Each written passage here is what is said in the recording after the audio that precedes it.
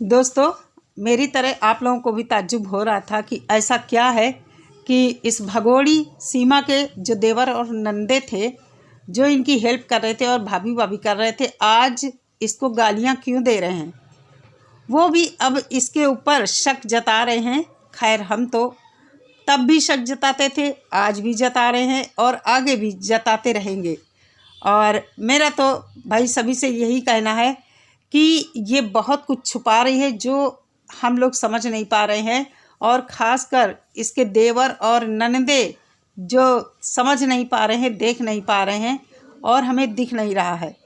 इसका confidence level आप लोग देखते होंगे कितना हाई है। किसके मतलब इतने कॉन्फिडेंस के साथ ये बात करती है, चाहे नेशनल मीडिया हो या घर में कोई यूट्यूबर्स आते हों, तो इसका तो भाई कॉन्फिडेंस लेवल देखते ही बनता है।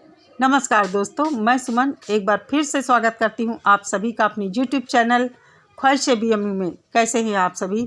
उम्मीद करती हूं सभी लोग बहुत अच्छे होंगे, मैं भी अच्छी हूं। आज की वीडियो सीमा हैदर के ऊपर होने वाली है। पल पल रंग बदलती हुई इस भगोड़ी के ऊपर लोगों का शक गहराता जा रहा है।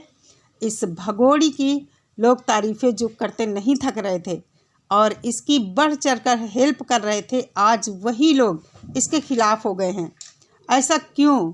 मुझे लगता है इन लोगों के साथ जो भगोड़ी ने सलूक किया है वही इसका रीज़न है, क्योंकि इन लोगों को इस सीमा भगोड़ी से ऐसे बर्ताव की उम्मीद नहीं थी। इन लोगों ने सपने में भी नहीं सोचा होगा कि वो इन लोगों के साथ भी ऐसा कर सकती है। अरे भाई, क्यों नहीं सोचा?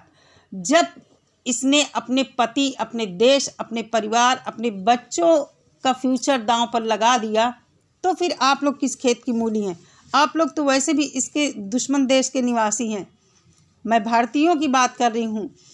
राजवर्धन परमार जी ने इसकी कितनी हेल्प की थी। इसको अयोध्या ले जाने के लिए जो एक प्रक्रिया होती है, परमिशन लिया था सरकार से, और 10 जिलों की एसपी और क्राइम ब्रांच, पता नहीं कौन कौन सी ब्रांच जगह जगह इसकी सुरक्षा के लिए लगाए गए थे।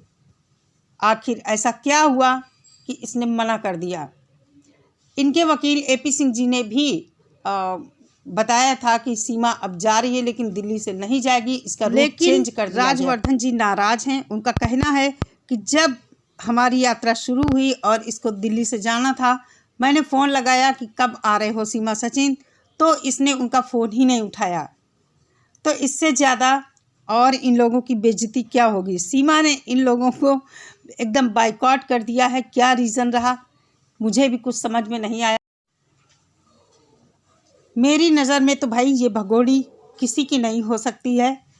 कैसे भारत के लोगों को आपस में इसने लड़वा दिया है और भारत के लोग आपस में ही दो गुटों में बट गए हैं।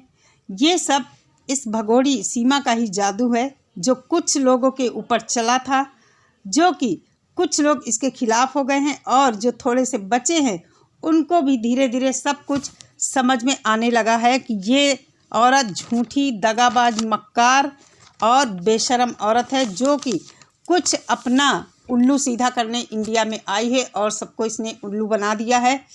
पुरुष इसके मोह जाल में फंसे जा रहे हैं और बहुत जल्द जो लोग फंसे हैं उनको भी ये आईना दिखाने वाली है, फूंक मारकर उड़ाने वाली है।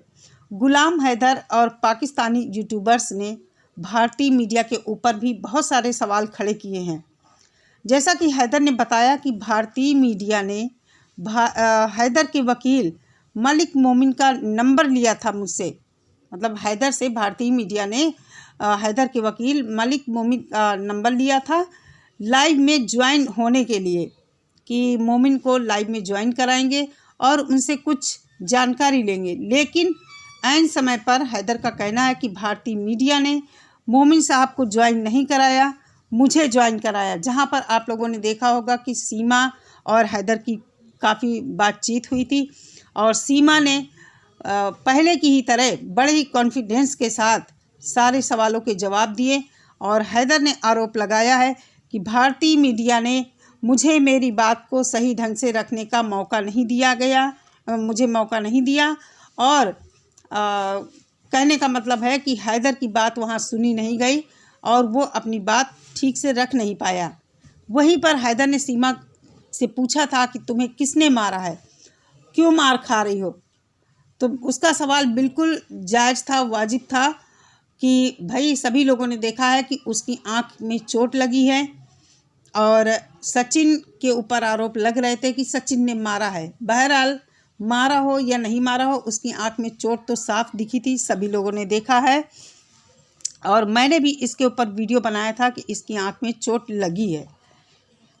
तो कहने का मतलब है ये जो रूप का ये जाल बिछाया है इसने यहाँ आकर, तो जो लोग भाई इसके रूप जाल में फंसे हुए हैं बहुत जल्द अपने को आज़ाद कर लो, वहाँ से अलग कर लो, नहीं आपकी भी एक दिन इसी तरह बेइज्जती होने वाली है और फिर आप भी राजवर्धन परमार जी की तरह इसकी बुराई करते नज़र आएंगे।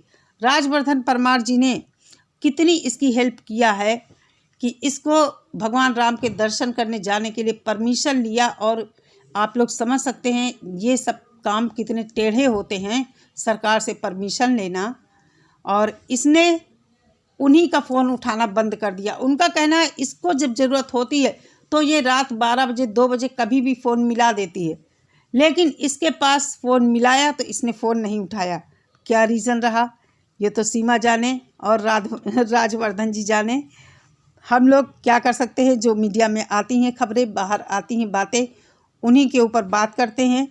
और हैदर को बच्चे मिल जाएं, इंसानियत के नाते हम लोग आवाज़ उठा रहे हैं और ये बहुत गलत लेडी है। हमारी सरकार को भी अब इस तरफ ध्यान देना चाहिए कि आखिर भारत आने का इसका रीज़न, असली मकसद क्या था। मुझे लगता है ऐसा तो नहीं ये कोई जासूस हो, किसी ने इसको भेजा हो। कई वीडियो में मैंने पहले भी कहा है कि ये पता लगाना चाहिए कि आखिर एक आम महिला जो पढ़ी लिखी नहीं है, अभी आप लोगों ने देखा यूके से कोई बंदा आया था, वो इंग्लिश में ही बात कर रहा था और सीमा कितने आराम से उसकी बातों को समझ रही थी, सिर हिला रही थी, हाथ जोड़ रही थी। आप लोग समझ सकते हैं इसका कहना है कि इसको इंग्लिश नहीं आती है, पढ़ी लिखी नहीं है, कक्षा 5 तक पढ़ी है, वो भी घर में, कैसे इसको इंग्लिश समझ में आ रही थी। तो ये बहुत झूठ बोल रही है। इसने केवल झूठ और फरेब का सहारा लेकर यहाँ के लोगों को उल्लू बनाया है। बहुत कुछ ऐसा है जो हम लोगों को दिखा नहीं है, इसने बताया नहीं है, हमारी जांच एजेंसियों से भी इसने छुपाया है। तो इससे अब जो लोग इसके मोह जाल में फंसे हुए हैं बहुत जल्द इसे दूर कर लो और ये कभी भी हमारी नहीं हो सकती है।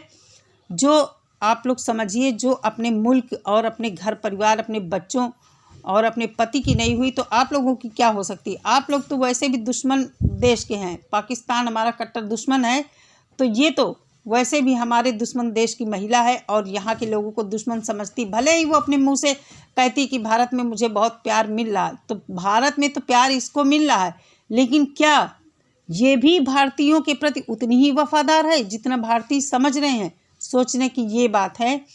तो मैं तो यही कहूँगी कि हम इसके ऊपर भरोसा कभी नहीं कर सकते हैं और इसकी जगह पाकिस्तान में ही ये चाहे तो अपना सब कुछ अभी भी सुधार सकती है, अपना परिवार बसा सकती है। इसके बच्चे पाकिस्तान में ही ठीक रहेंगे, इंडिया में इसके बच्चों का कोई फ्यूचर नहीं है और कोई इज्जत भी नहीं उनकी करेगा। अभी तो बच्चे मान लीजिए छोटे हैं, उनको इतनी समझ नहीं है, लेकिन बच्चे बड़े होंगे समाज में मुंह दिखाने लायक नहीं रहेंगे।